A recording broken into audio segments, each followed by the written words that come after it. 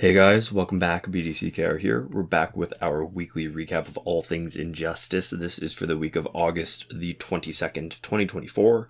The current character challenge is Batgirl Prime. That is a 1-week repeat. The required characters to unlock her are Nightwing, Joker, and Deathstroke, who you can get at Bronze, Silver, and Bronze respectively. So relatively easy for a newer player, right? It's likely you're going to have the resources to get these if you have good enough characters to actually beat the challenge. Her passive is Tactical Advantage, which is Batgirl and her teammates each start the match with 1 bar of power. She's got 850 attack, 1000 health. She was last available in 2020, March of 2020. Yeah. So, Batgirl Prime, it's funny, the devs have used the word Prime in some characters' names, but not in Batgirl's. Mm-hmm. So despite having relatively low stats, because an attack less than 1,000 is definitely low, she's still relevant, and for more than just a passive. I mean, you still see her a lot on teams, but as a support character, because giving a bar of power, like basically 3 bars of power to start right at the beginning. I mean, you don't get them back, nothing else happens, but 3 bars of power to the entire team. I mean, you know what I mean, like 1 bar each. Yeah, it's still pretty powerful, but it is very hard to forget that she was the original Batgirl with the cloak loadout to create a special 1 bomb. So previously, splash damage was key. With Tantu Totem, the priority typically is to max out damage to ensure she gets her power back. But in the current team that you're looking at, we're doing a bunch of splash damage with League of Assassins Knives because it also boosts special 1 damage, so she's still a really good character.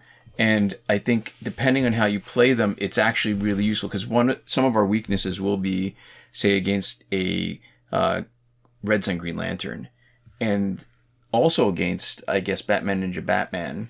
So being able to do splash damage on their teammate, being able to do high damage and then splash it from their teammate onto them makes the fights go a lot faster. You can see these are actually relatively quick fights. Last time we demonstrated her in our Season 11 of Lost Challenge characters, January 2024, we used Red Lantern Hal Jordan for gear stripping, but after playing with it like that, we realized, I mean, he isn't really necessary against Astro Harness because Batgirl can do so much 1-hit damage with Cloak on her special 1, and that's usually more than enough to knock out an opponent and do enough damage that you skip all the invulnerabilities after the first 1 without needing to strip gears. So it's just not necessary.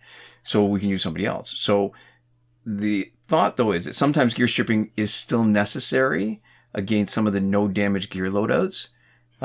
So we put Claw of Horus on Cassandra Cain Batgirl, and Cassandra Cain Batgirl has the added benefit of being able to apply Claw of Horus's gear shattering effect up to 3 times at the end of her special 1.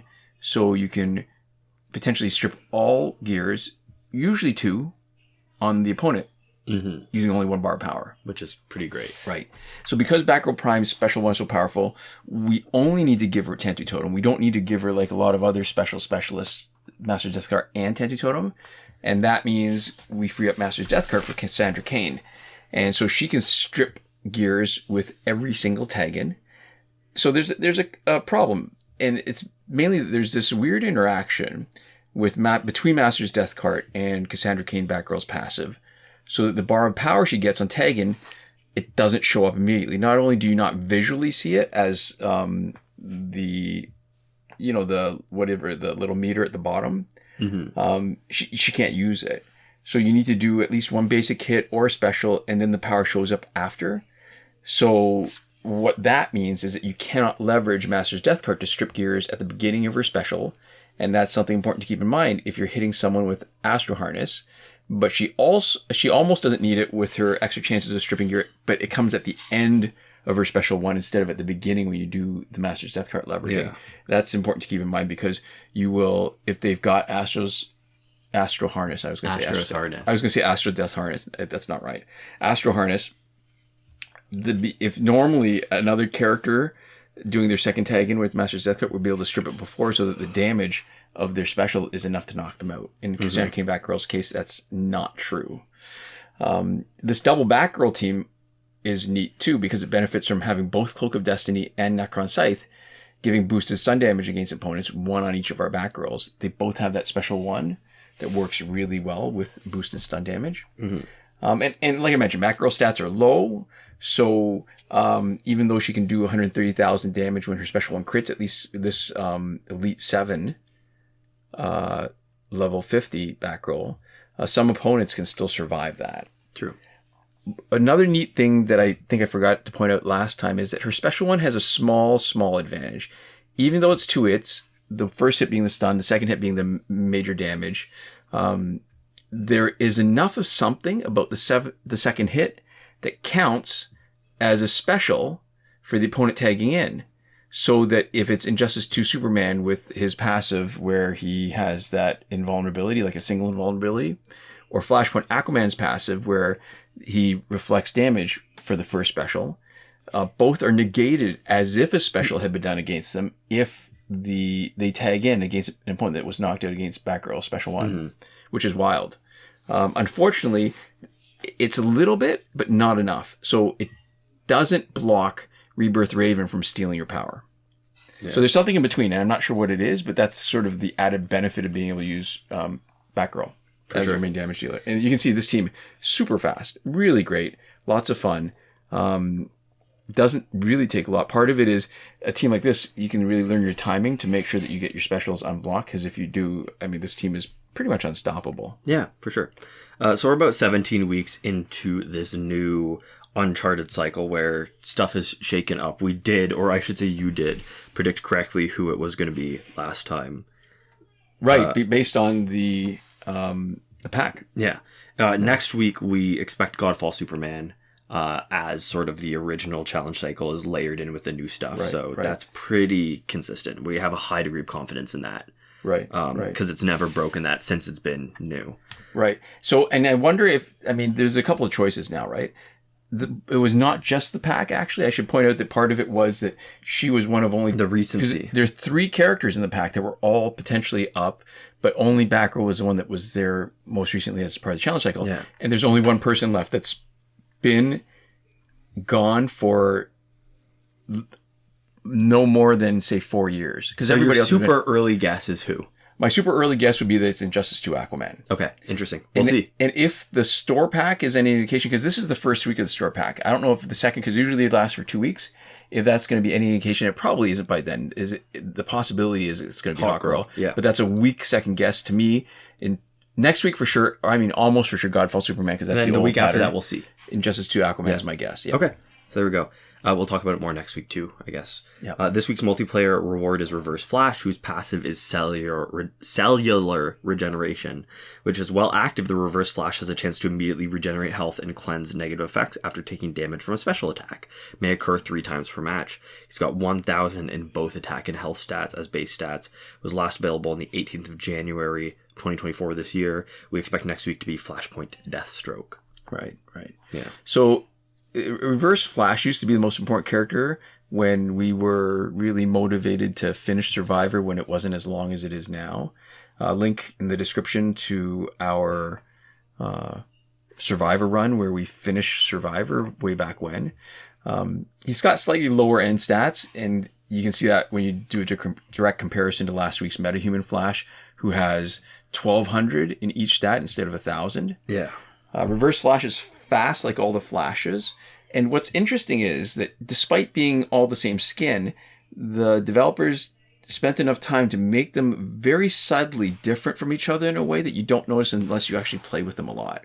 Yeah. And one of the ways that Reverse Flash is the best is his ability to do the infinite juggle, which for whatever reason was easier than the other Flashes, even though all the Flashes were possible. So the key is that when you swipe just once to do his basic swipe combo, if you just do it once, that actually counts for 2 hits, where normally characters, 1 swipe is 1 hit. Yeah. So if you don't swipe again for his 3rd hit, he has the shortest refractory period of anyone, meaning that you can juggle the opponent, and refractory period is that time before you can do the next swipe. So you got to do it quickly enough that the opponent doesn't have a chance to attack you back. But slow enough that it doesn't just count as a 3rd hit. Right. So there's like a timing window where you can juggle infinitely. And the true juggle is that when the opponent has a bar of power, because there's lots of times where if you get the timing right, you can just keep on hitting the opponent until they have a bar of power, and then they'll trigger a special on you. And right, but reverse flash, they can't. Right, as long as he has 1 or 2 speed boosts, and in the old days it used to be possible, but really hard with no speed boost. Yeah. If in one of the previous updates a long time ago, they nerfed him a little bit, and I'm not sure exactly what they did, but it is harder to juggle with him, but not impossible. So there's some old videos that you look at, even on our channel, where we're juggling opponents, and it looks much easier to do because back then it was. Mm-hmm. And there's a couple of other things that you'll notice from playing with him or playing against him. If he's already lost health, and he tags in because a teammate got knocked out with a special, whether the special finishes up doing damage against reverse flash or not, his cellular regeneration can and usually does trigger if he has any of the cellular regenerations left. But instead of going back to what health he had, he gets full health. Yeah, which is great. Right. Another thing is that in the survivor rounds where a special is locked, if that's one of the conditions of the fight, if his cellular regeneration triggers, it unlocks his special. So it treats that as the health and cleanse, regenerate health and cleanse negative effects after taking damage from a special attack. Yeah. It treats the lockout as one of the effects, even though it's not. Mm-hmm. And it might be tagged in the game's code as a negative effect. Right. We also have a fun video where we make him disappear using Elseworld Flash's passive. That's linked in the description. And one thing to point out with all the flashes, and we probably should have pointed this out last week with Metahuman flashes, unblockable basic attack gears are really good with any of the flashes. Even if the opponent blocks, 1 swipe for his basic combo results in 2 hits. So even if the opponent blocks, there's an increased chance of being unblockable, right? It's on each hit. You get to roll twice. Right. So the opponent is staggered, and even though it doesn't complete your combo, you can hit the opponent again. You can start another triad combo. Yeah, so you've done a little bit of math here. Right. So with a 30% unblockable chance on Soul Taker, yep. Right, for across both hits, there's actually only a 49% chance of the block holding across both hits. So right. you essentially almost get like a 50-50. You actually get a 51% chance that you break the block. Right. On a gear that reads as 30% only. Right. But if you add hyperspeed plated suit, if you basically stack the unblockable which is 25% chance. Right. So there's a 20% chance that the block will hold after 2 hits. So almost 80% of the time, you are going to hit the opponent that's blocking. Yeah. And that means that, like, you can start a juggle on a block most of the time, and you can break block. It basically means that most of the time you can ignore block. Right. 80% is, like, a strong enough majority to feel like it's very consistent. Right. So if you screw up the infinite juggle and the opponent blocks, because really the juggle works by you just bypass anything they do. Yeah, you time it right, they don't block. Them from blocking or taking any action. Or doing any special, doing no attacks, nothing, right? So if you screw it up, the opponent blocks, you will break their block 80% of the time and have another chance to start another infinite combo. Yeah. And this is the same reason. This kind of math is the same reason why the AI is much better with unblockable attacks, because the AI will complete their combo even if you block. They will do all their hits. So they get the chance to break your block with every single hit of a full combo. Mm-hmm. If the AI blocks your attack, your basic combo gets interrupted and stops. That's what makes the flashes better, because you're getting two rolls of the dice or the die, instead of 1 roll with almost every other character. Yeah, so really good stuff here. Right, and I guess the math is probably a little bit off if you don't just add up the unblockable chance. If it rolls them separately as a 30% and a 25% independently. Right, but the we're working with something, like a 77% chance instead of an almost 80% chance. So the difference is negligible enough that you can't really measure it when you're just testing it out. And it doesn't change how it feels. No. Yeah. Right.